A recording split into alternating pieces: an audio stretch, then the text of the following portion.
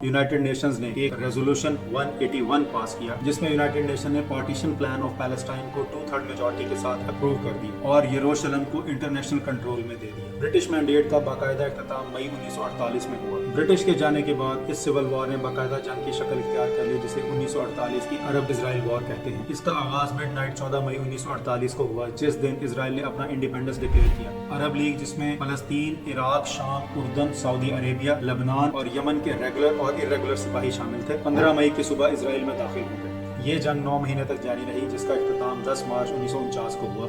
ये जंग British mandate, Sinai peninsula और सदरन लेबनान के इलाकों में ज्यादा शिद्दत से लड़ी गई और इस जंग में दोनों अतराफ से 20,000 के करीब लोग लुकमा अजल बने। फर्स्ट अरब इजराइल वॉर का नतीजा ये निकला कि इजराइल यूएन के पार्टीशन प्लान के मुताबिक जो स्टेट के इलाकों पर काबिज रहेगा और 60% इलाका जो अरब स्टेट के लिए मुख्तस था उस पर भी इजराइल का कब्जा तस्वुर किया जाएगा। ईस्ट यरूशलेम का कंट्रोल ट्रांस जॉर्डन के पास ही रहा।